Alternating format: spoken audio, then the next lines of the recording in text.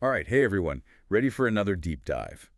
Today, it's all about the Voting Rights Act of 1965, specifically for you. Huge, huge piece of legislation, right? Absolutely, yeah. We've got some amazing original documents, actually, straight from the National Archives, Oh, wow. and a really fascinating article from the Library of Congress, too, to help us unpack it all. Sounds like we've got some great stuff to work with. Definitely.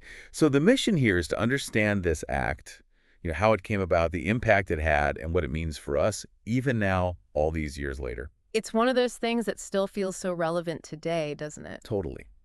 And maybe a good place to start is by thinking about what life was like before the Voting Rights Act. We've all heard about the 15th Amendment, right? Right. Back in 1870, granting voting rights regardless of race. Exactly. But that's where things get kind of crazy. There's this huge disconnect between what the amendment promised and what was actually happening, especially in the South.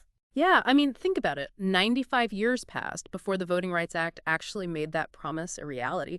Almost a whole century where people were denied their basic rights.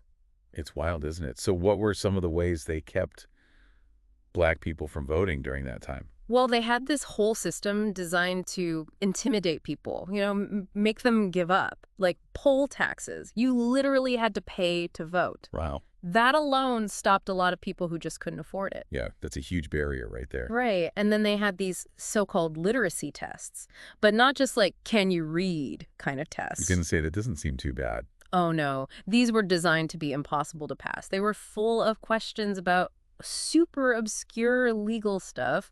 Like, unless you had a law degree, you were basically doomed to fail. So it wasn't even about literacy, really. Not at all. It was just a way to target Black voters and keep them from registering. It's just so messed up, that people had to jump through all these hoops just to exercise their right to vote. And on top of all that, there was the constant threat of violence and intimidation. Actually, the Library of Congress article mentions the story about a Reverend Lee murdered in Mississippi in the 50s just for helping people register to vote. Oh, my God. It really shows how high the stakes were. This wasn't just about laws, it was about power and control. Yeah, it's chilling. So how did things finally start to change? I mean, what was the turning point? Well, 1964 was a huge year. I think the nation was finally forced to confront the violence of segregation head-on, the murders of those voting rights activists in Mississippi, Right. and then that brutal attack on the peaceful marchers in Selma, Alabama. Those images, broadcast on TV for everyone to see, Yeah. it was impossible to ignore anymore. It's hard to even imagine the courage it took to march, knowing what they might face. Absolutely. It was incredible bravery. And I think that's what really shifted things. The nation's conscience was shocked. There was this massive public outcry. And the pressure for the federal government to do something, anything, was overwhelming. Makes sense. So was that the push that led to the Voting Rights Act being passed? Yeah, that combined with President Johnson's political savvy, he saw the opportunity and knew how to make it happen. So in 1965, the Voting Rights Act was signed into law. Okay, so let's dive into the act itself. How did it actually work to get rid of all that voter suppression? Well, this wasn't just about repeating what the 15th Amendment already said. It was about putting some real power behind it, actual mechanisms to make it happen. So how did they do that? They got rid of literacy tests completely. Boom, one major barrier gone. Right.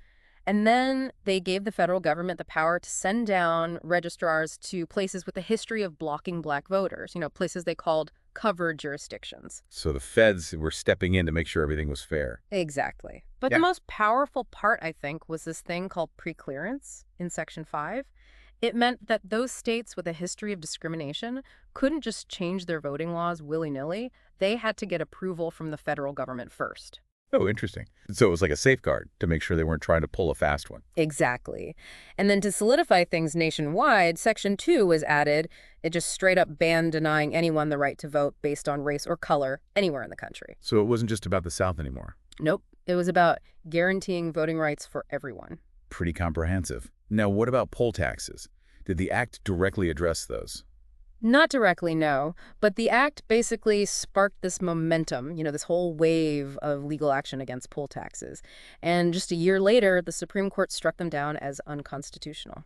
So the act kind of paved the way, even if they didn't explicitly outlaw them. Exactly. It shifted the whole landscape. Okay, so what about the impact? Did things actually get better on the ground after the act was passed? Oh, it was dramatic. I mean, in Mississippi, for example, only 7% of black people were registered to vote before the act. By 1967, that number had jumped to 60%. Whoa, from 7% to 60%. That's incredible. Right.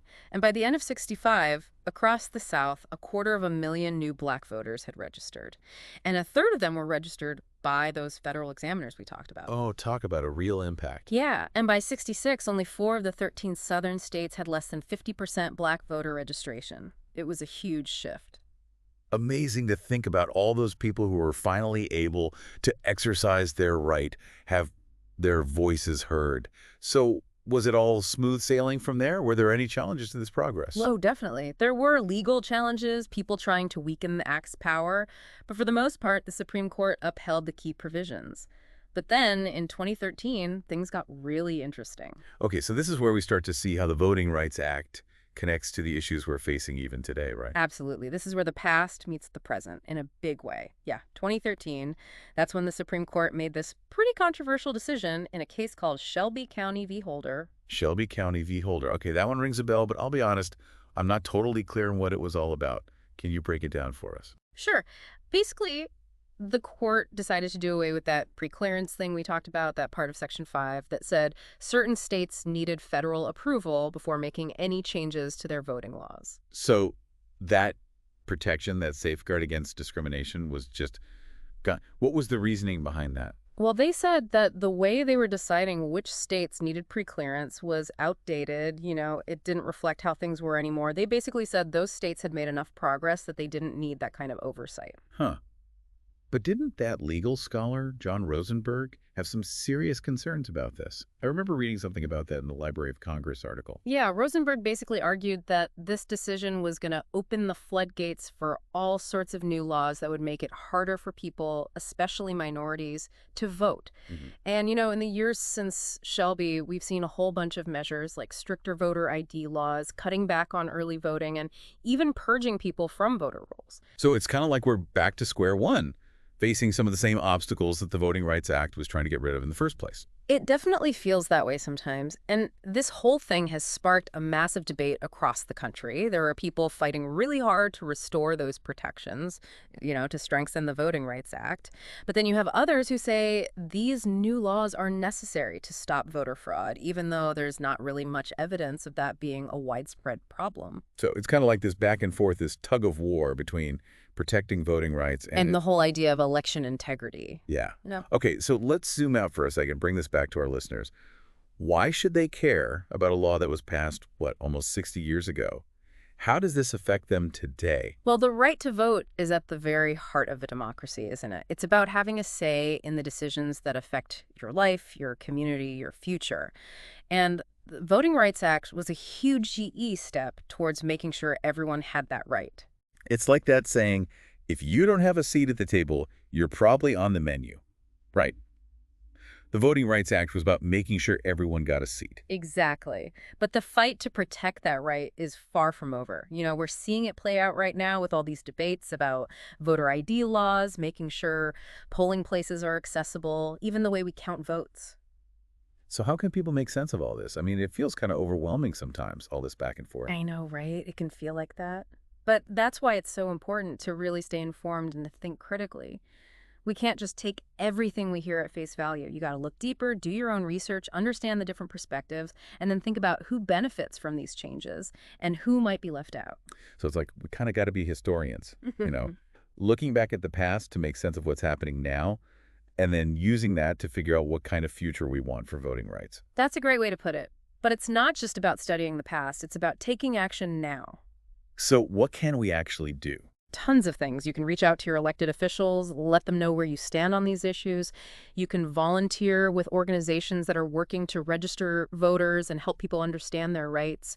Even just talking to your friends and family about the importance of voting can make a difference. So it's about raising awareness and making our voices heard. Exactly. Remember those personal stories from the Library of Congress article we talked about, like Rosie Head, who was intimidated and turned away just for trying to register? Yeah, and Mrs. Williams, who finally got to vote for the first time when she was 84 years old. Those stories really stuck with me. And John Churchville, who used voter registration as a way to bring peace and build community. Those stories show us how voting isn't just some boring civic duty. It's a way to empower yourself, to have a say in shaping the future you want. Yeah, it's powerful stuff.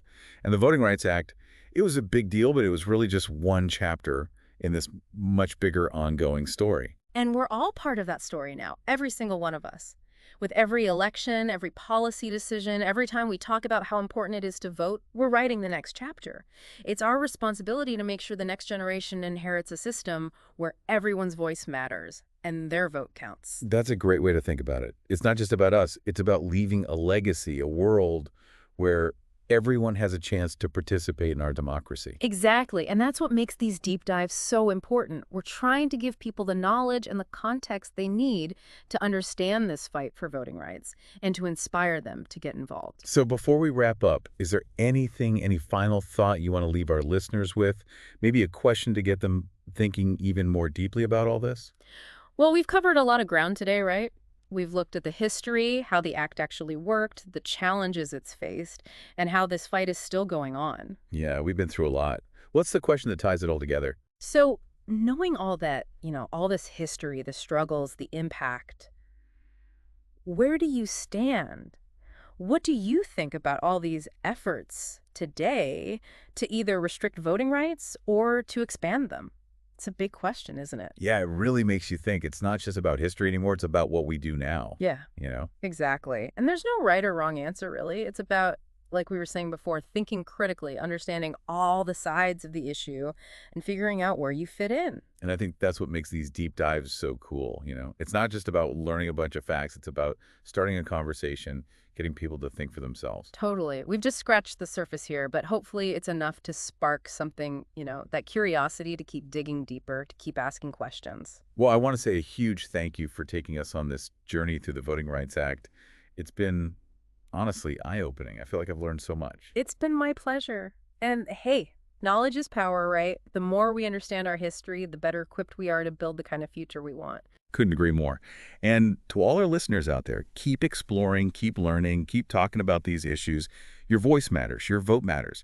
It's about shaping your own future. That's it. Until next time, keep diving deep, everyone.